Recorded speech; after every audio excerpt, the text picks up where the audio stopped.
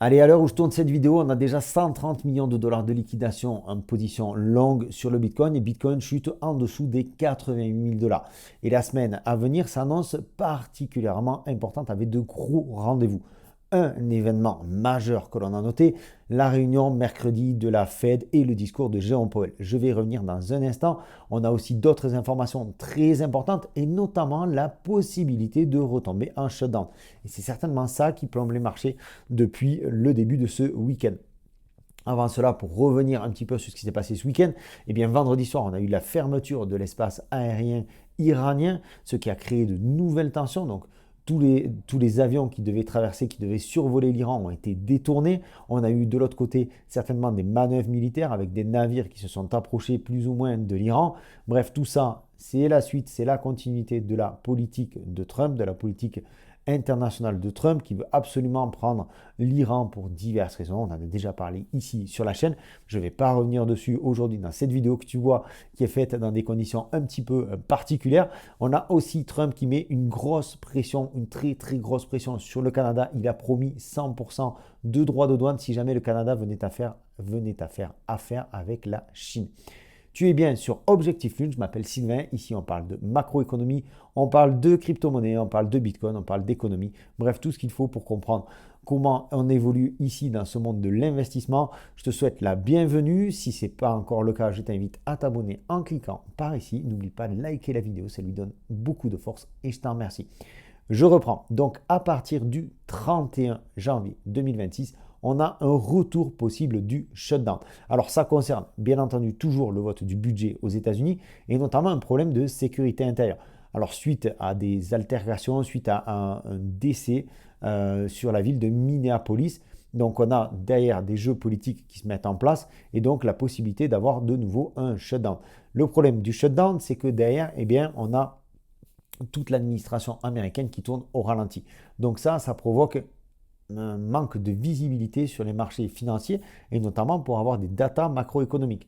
Donc, on a déjà traversé cette période-là en octobre-novembre 2025, voire même si je ne dis pas de bêtises jusqu'au début décembre 2025. Si jamais on retourne en shutdown, que ce soit pour une, deux, trois, cinq, peut-être 10 semaines, je n'en sais strictement rien, on devrait avoir de nouveau des datas macroéconomiques qui devraient être tronquées, ce qui pose problème derrière pour la visibilité des marchés et donc créer une incertitude qui ne plaît pas en général au marché.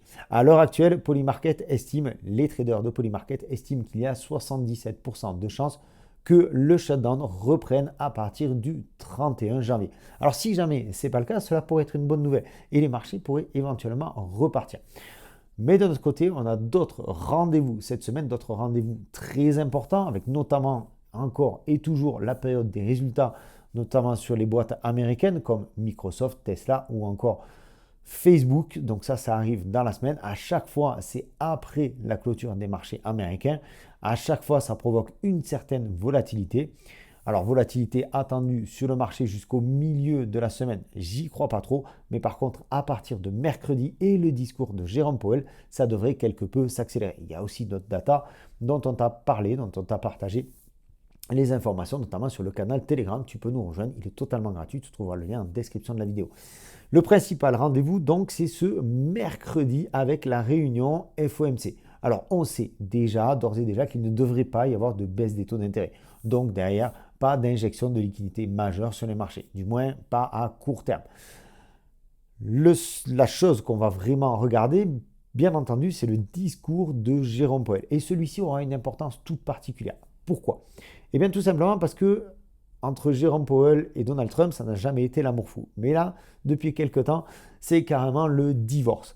C'est-à-dire que Jérôme Powell, de son côté, affirme que la Fed doit garder sa souveraineté, doit garder son indépendance. Et de l'autre côté, Trump voudrait que la Fed prenne des décisions en fonction de lui, de sa propre politique. Et ça, bien entendu, c'est très dangereux pour l'économie américaine. Si le gouvernement met un pied, influence les décisions de la Fed, ça peut être très très dangereux pour l'économie américaine. Et c'est exactement ce qu'a dit Trump lors d'un discours improvisé il y a maintenant 15 jours, en réaffirmant donc son opposition au président américain, son opposition à Donald Trump, en disant que lui, ce qu'il regardait, c'était bien évidemment les datas macroéconomiques et qu'il prenait les décisions en fonction de ces datas macroéconomiques. Seulement, voilà, eh bien aujourd'hui, si on a de nouveaux shutdowns, eh bien les données seront tronquées. Donc les décisions seront particulièrement difficiles à prendre. Donc faire très très attention ce mercredi au discours de Jérôme Powell et à toute la volatilité que ça pourra apporter. Alors pour conclure cette vidéo, on va revenir sur une chose peut-être un petit peu plus terre à terre, mais qui a son importance, qui a même une grande importance. Actuellement, les États-Unis sont traversés par une tempête absolument exceptionnelle. Et ça pourrait modifier quelque peu le cours de certaines datas. Le Sénat a d'ailleurs annulé certains votes prévus ce lundi à raison des conditions météorologiques, et notamment le vote sur le Clarity Act. Alors bon, je pense que c'est un petit peu une excuse un petit peu facile à trouver, parce que le Clarity Act, on sait qu'ils veulent le repousser le plus loin possible pour ne pas avoir à prendre la décision dans un marché qui est plutôt en berne. Ça, c'est OK.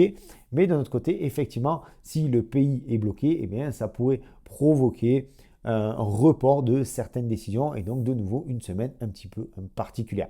De notre côté, on va s'adapter, on fait toujours la même chose, on respecte le marché et à commencer par le gap CME. Le gap CME, donc ce que j'appelle le gap CME, c'est un trou de cotation sur le Chicago Mercantile Exchange qui est une cotation du Bitcoin qui a lieu du dimanche soir minuit au vendredi soir minuit. Et donc vendredi, on a clôturé à 90 500 $ à Chicago. À l'heure actuelle, le Bitcoin s'échange en dessous de ça. Donc on devrait avoir un trou de cotation. En général, quand on a des trous de cotation comme ça, le marché a toujours à cœur de les refermer. Donc il faudra surveiller ce soir l'ouverture du marché CME, donc des contrats à terme sur Chicago, voir un petit peu comment se comporte le Bitcoin à ce niveau-là. Il ne serait pas étonnant d'avoir un rebond dans un premier temps avant une poursuite de la baisse derrière en raison de toutes les datas que je t'ai partagées dans cette vidéo. Voilà, le marché n'est pas forcément hyper flambant.